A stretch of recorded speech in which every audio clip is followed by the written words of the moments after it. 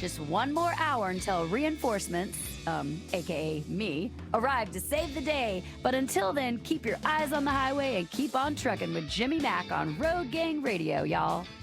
I am going to have to allow Bryce Mungen, when he gets here for Washington Trucking Week, which always comes after our friends at Canada Calling, I'm going to have him unpack Jamie Jones's great story. That was actually on his docket for us today anyway.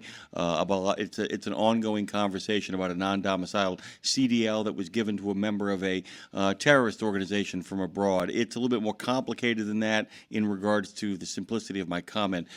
It isn't any less sinister than it sounds, however, and Bryce Mungen we'll be talking about that and much, much more as another edition of Washington Trucking Week with OOIDA will be at 8:30 in the center, 9:30 in the east here on Road Gang Radio, the best transpo show in the known universe, at least one that is live. The best pre-recorded one, of course, is Trucking with OIDA. Going to give you guys a preview of that a little bit later on in the show when Lindsay Lawler, the double L, arrives here with Megan Kate Nelson and what we hope will be kind of a strange sort of Western of the month, because we're trying to kill three birds with one stone. We don't want to kill anybody here. We love people. We love people, and we especially are the best transpo show in the known universe because of our contributors like Dean, like Bryce Mungen, and like the two lovely people who join us here this morning.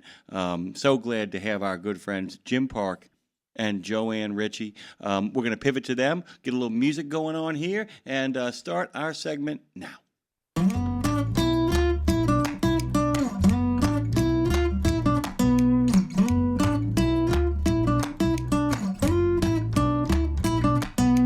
OBAC.ca,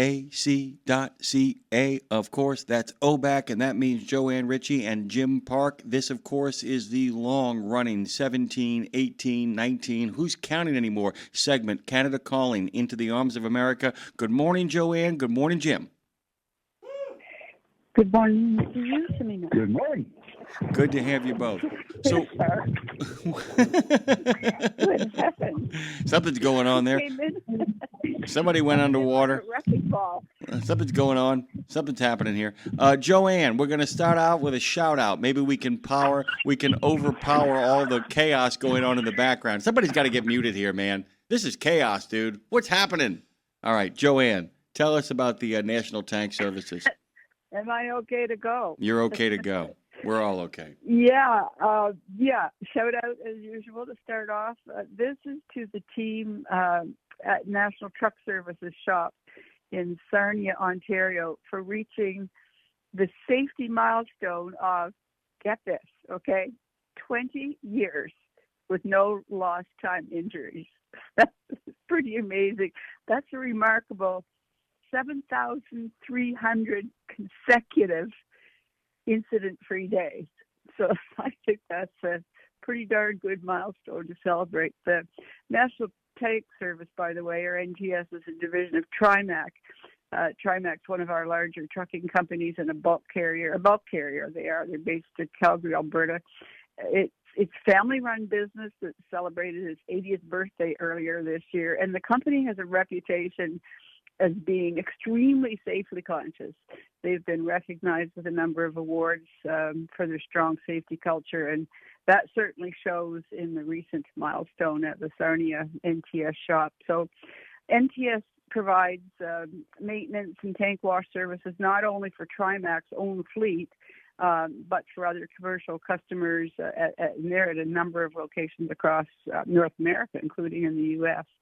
And as I've learned from Park, who hauled tank for many, many years, the tanker industry can be extremely dangerous if everyone in the chain, especially, isn't exceptionally safety conscious. That's all up and from drivers to those tank wash shops and everybody in between, safety conscious and well-trained. So there's much celebration going on at the shop in Sarnia and within the company, and I think they also deserve a big shout out from us. By the way, in case anybody wants to know, it's 6 billion seconds we're talking about here. 6 billion seconds. It's a million seconds for 12 days. 12 days is essentially a million seconds. So we're talking about 365 days a year. That's absolutely amazing. It is staggering no matter how you cut it, how you slice it, what you do with it. And that, by the way, if I was a trucking company, if I was a company that actually, had OSHA issues on a regular basis, I would simply call those folks up and say, "Hey, can I just observe? Can I just take a look to Yeah, see what you're doing?" exactly. I was kind of curious, Joanne. It's a great story. Is there anything that really does distinguish them? I mean, it's like when you have the same people running it. I understand all of that, but is there anything that you think really separates them? Separates the women from the men? Sorry, the men from the boys. I'm sorry, the girls from the Well, women. I have no idea. What separates them? actually, Yeah. actually, TriPac, the company, is considered by women in trucking and organizations here in Canada as a very good place for women to work as well. By the way, I think actually it's got to start with at the very top of the company. Company management all the way down with a real, not just your the lines that you put out in your promos and that sort of thing, but a real safety conscious company, good equipment, good surroundings, good, very well trained people, and that is, I think you can see that through their whole company, their trucking operation and National Tank Services. It's just part of the culture. And if you talk to people who work there, drivers and other people, it's a really good company to work for. So I think it is, their safety is a big part of it, and that is something to celebrate. But I think that it probably permeates through everything in the company. Good God Almighty. And hats off to them, by the way. National Tank Services shop in Sarnia, Ontario. 20 years, no lost time injuries, 7,300 consecutive incident-free days. We're talking billions of seconds. I mean, think about it. And tick, tick, tick, tick. I mean, the clock is no longer their enemy. I mean, there are people who look at the clock just waiting for the next accident, the next on-site workplace incident, as it were. And not many things, put me in awe. There's a lot of good deeds out there. I'm not in awe. I admire a lot of the good stuff that goes on. I find the courage stirring and moving. I find a lot of people's good works wonderful. This is kind of awe-inspiring. This is the literal definition of awe. Anytime things in the seconds measure in the billions, awe-inspiring. Speaking of awe-inspiring, Jim, Ontario, by the way, steps a little bit closer to closing some loopholes. Would you care to expand on that particular situation? Yeah, we've got our own CDL problems here. Maybe not allowing terrorists to have their CDLs, but certainly there's some people who slipped through the cracks over the years that shouldn't have been granted a CDL for various reasons. Some of those reasons stem from the lack of, shall we say, consistency in the application process. Oddly, and this came as a surprise to me when I learned about this, in Ontario, you can basically, as an immigrant, new driver coming to Canada, arrive here on our shores on a Monday, for example, get a Class G license, which is a passenger car license, and then the next day, literally, apply for a Class A CDL. There's no minimum waiting period. There's no sort of year or some period of time to accumulate the skills required to maintain the car driving license, and you can jump right into a truck. Also, the other problem that we've uncovered here is that we don't always verify the applicant's residency. Apparently, like the non-domiciled CDL issue, but it's a completely different issue, I'll tell you that. It's not the same thing, at least, in real life. But you don't have to be a permanent resident of Canada or a temporary resident of Canada to get a CDL in Ontario. You could still maintain your nationality of whatever country it is you came from and be issued a CDL. You can even get a CDL here if you're on a student work visa, which is not supposed to happen, or at least nobody thought it was happening until they realized that it was. So that posed some problems. But the biggest issue probably is this one with the waiting period between applying for a passenger car license and then moving up to a commercial license. So the Ontario government has got a bill in the pipeline now. It's called Bill 60. It was introduced back in October that proposes to change all this. Now, this isn't a standalone bill. It's one of those deals where it's some text tacked on to another bill that is likely to pass, and it's got more to do with building more homes and getting apartment buildings and residential construction started. So everybody's pushing to get that through and hope that happens. And the current government in Ontario here does hold a majority, so it seems that any bill that comes along is probably going to pass. So these changes to the CDL are likely to happen. Well, we don't have a timeline on it. We don't know when the bill is going to be voted out. It's still sort of nebulous, but everybody's recognizing that this fraudulent driver's licenses, fraudulent CDLs, and CDLs obtained sort of improperly are causing serious problems on the highways. Safety, obviously, as well as contributing to the problem with underpaid and undertrained truck drivers, causing sort of competitive havoc in the industry, where the legitimate carriers, quote unquote legitimate carriers, are having a really difficult time keeping up rate-wise with these lowball fly-by-night guys who exploit the drivers coming into the country with no documentation and no training and not waiting the appropriate time. So it's a mess right now, but it seems that somebody's taking steps to correct it. So kind of good, kind of glad to hear about that. And Jim, I had a question for you that kind of goes back. Why was the loophole there in the first place? I mean, I just keep thinking about were people trying to use trucking as a social engineering platform as well, or was there a case made, and who made the case that, or was this just one of those things where nobody bothered to read the fine print? And, of course, people who work for what I call fly-by-nighters or get-rich-quick gangs will often dig in. I've often said that there are people who work harder on reading for loopholes than they do in actually serving their customers and the freight that they are supposedly hauling. I really mean that. I mean, there are people who look for like, oh, my God, there is a way to get rich quick here really fast. And because the idea is that, we all know that the profit margin on running a trucking company is often sometimes borderline grocery store, except if you can really underpay and churn and burn the people that are sitting in those trucks.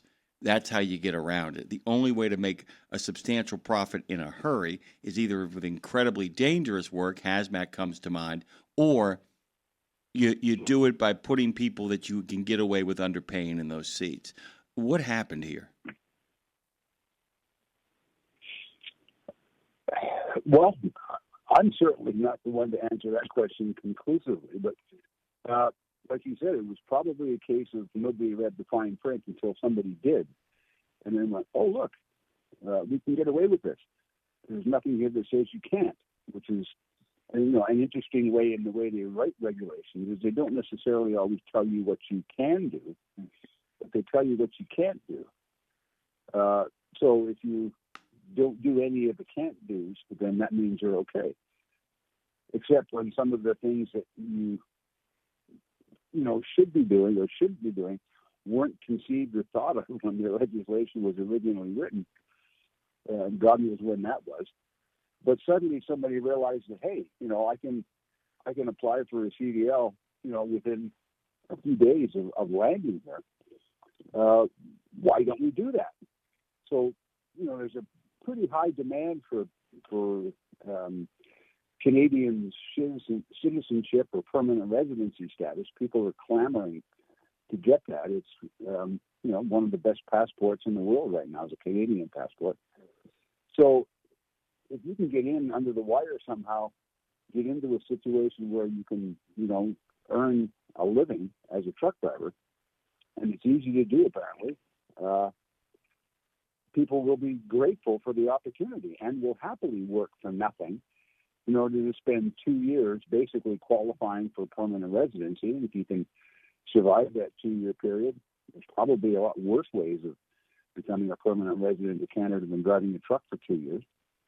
So the incentive is there to cheat, and the incentive is there on behalf of the people who can facilitate this cheating, because there's a pretty big crowd of people who are willing to do it. It's crazy because you think about it, it creates so many, it doesn't just create a problem for the driving, it creates a problem for the fabric of citizenship too, in the sense that it's like, Yes, absolutely. it creates a real problem against people who actually, I go back to this, guys, please never misinterpret me here, especially you, Jim and Joanne. I am a big fan of immigration, and I mean not just people who are like, I just don't want the doctors. I want people who just want to come here and come to your country, because your country is, one of the other great lands of endless opportunity.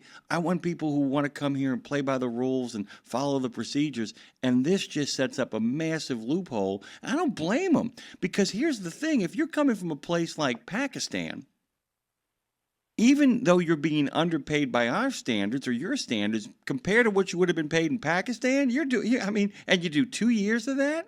Maybe you're a high school teacher. Maybe you just have to get behind the wheel for 2 years, establish myself as a good citizen, make a little bit of money, probably not as much as the guys who actually are already here, and then just step out and go do something else. Joanne, I know you want to get in on this action. Go ahead. Yeah, I just want to clarify one thing.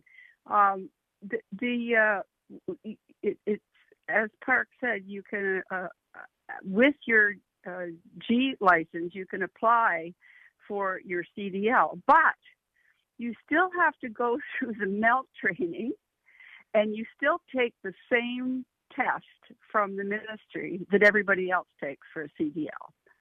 This is anybody here in Canada, a high school student, once they're of the right age, can do the same thing. So I think we can't forget that there's that whole, Ontario doesn't have the most stellar MELT program, to put it mildly, and there's questions around the schools and the training, the quality, but that process, they still have to go through that process. I just wanted to make that clear. No, you don't get your CDL the next day. You don't get the license the next day. You still go through that same process. But here's what's interesting is the fact that actually sets up Jim's next story kind of impeccably, because I actually I was already there, and I have come around to be a firm believer that the great firewall in all this, they could remove a lot of headaches, and I'd like to hear your opinion, Jim, and yours as well, Joanne, because it sets up what you're talking about next here.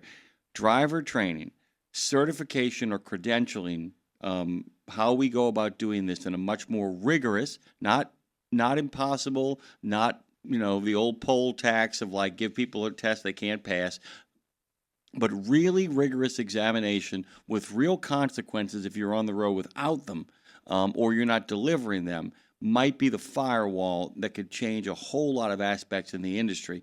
And we're far away from that, but there is some push, isn't there, Jim, to actually kind of work on driver training and create some kind of standard. Have I got that right? Not quite, but you're on the right track. The next two stories I was going to talk about were to do with driver training, but actually certification and credentialing of driving instructors. No, exactly. This is amazing. Exactly. I learned this a while ago, and my hair went another shade of gray. In Ontario, at least, I'm not going to speak for the other provinces, but to be a car driving instructor, you have to go through a small, short training period, but there is some training, there's credentials, there's standards you have to pass. You have to be taught the intricacies of, adult education, teaching people how to do something. You have to learn how to teach, which is good. I mean, somebody is in a position of authority, like an instructor. You want to make sure they're on the same page as the rest of the instructors and what they're teaching. But apparently, when it comes to teaching truck drivers, there are no standards. There are no credentials. There's no minimum amounts of experience. You just walk in with your instructor T-shirt on one morning, and you start teaching the class. It's like, what? So that's not to take away from, the legitimate driving instructors who are out there earning a living today, the ones who work for the so-called reputable driving schools. For the most part, these are, older drivers who've done their years on the highway, not necessarily long-term, but they've, spent some time out there. They've retired from driving, and now they're doing instructing. There's all kinds of pathways to it.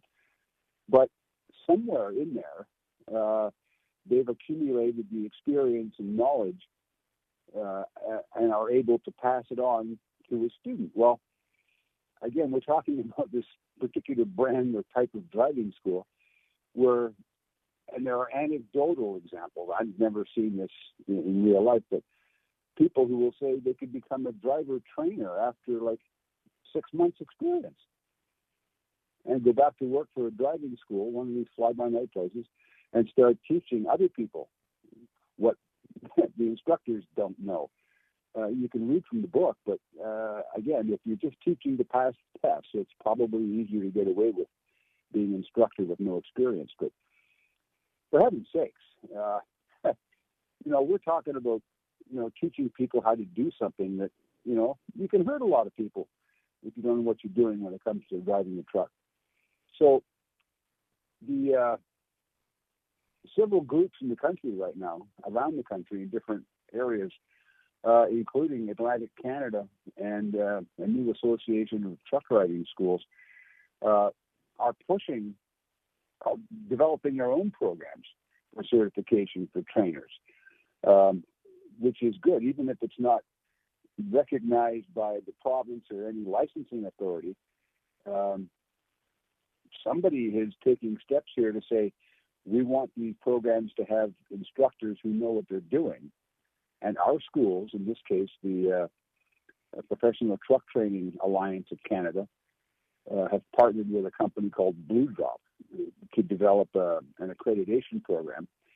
And I guess we'll start getting some of those instructors run through that program and at least have the bona fides to say, yes, our schools have certified instructors.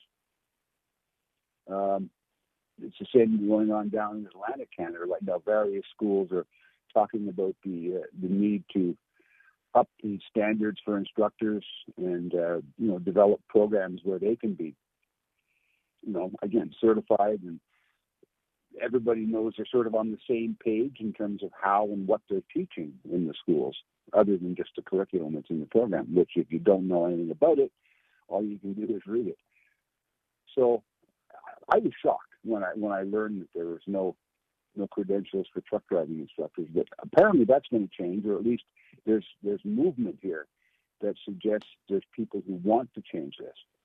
And it's interesting that it's coming from the driving schools themselves, as opposed to some government agencies trying to slap more restrictions on private enterprise. So I like this idea. Yeah, I do too. And from a law enforcement standpoint, I can tell you right now, the problem with the way it is set up right now, and simply putting together the simplest of credentialing, will actually see a lot of bad actors drop out of it, because the moment anybody who is a hustler, a grifter, what I call the lowest of the lowest common denominator, know they have to stand in line and fill something out and get a piece of paper to do something, they won't do it. This is like a monstrous loophole for anybody looking to run a racket. I mean, this is a monstrous loophole. I mean, basically, this is a license to print what I call $5 and $10. I mean, it's not big money, but you could see how you could parlay this into something kind of more sinister than what it is. And it seems so simple, and we're talking about it now. but this is foundationally really sketchy. They got to close this. They got to shut this down, man. That's a bad scene because, like I said, the simple act of having to go someplace and literally sign a piece of paper and show up someplace and say that you can do it by going through a class, a lot of those people, well, they became criminals because they didn't want to learn, and they became criminals because they wanted to stay off the grid. Any attempts to bring this onto any sort of grid is going to be a good thing. I can tell you that right now. Let's roll out. Let's roll out a little accreditation program, shall we? Let's roll it out. Let's do it. You know, I mean, let's. I think it's overdue. You know, I really, I will tell you this right now. I think that making this happen is what I call that first step to what we were kind of talking about, the idea of creating a firewall. Joanne, I'd love your thoughts on this because I know you have some thoughts on how trucking is taught. You got about 2 minutes. I have a great story about this. One of the things I used to do at truck shows when they had the big recruiting pavilions with all the carriers there looking for drivers, I would go around and pretend I was a new driver looking for a job. And I would ask the companies all these different questions. And I used to ask them about their wellness programs and all that sort of thing. Most of them didn't have any idea what I was talking about. But I can remember on more than one occasion talking to the recruiters from fairly reputable companies about what would happen if I got I got out on the road and I was I'm a new driver and I didn't like it. After a week, couple of weeks, I didn't think I could handle it. And more than one recruiter told me, well, that's the great thing about our company. There's so many opportunities. If you don't like it out on the road, you can always come back. You can be an instructor. That's one of the things that's open to you at the company too. And I used to just kind of roll my eyes and laugh. But their point was that, after a couple of weeks of a new driver on the road that doesn't really know what they're doing, come on back and help mentor and teach some of our other drivers. Hey, man, come back. Were you terrified out there? Come back there and relay your terror to others. We'd love to have you out there. Jim and Joanne have joined us. Boy, that went by really, really fast. I just want to say one more time, 6 billion hours of safety, ladies and germs. Good God almighty, may we all aspire to go to our grave with billions and billions of miles of safety. I'm willing to bet that people who have that kind of safety in their lives live to be 110. That's a lot of seconds. Thank you, Jim.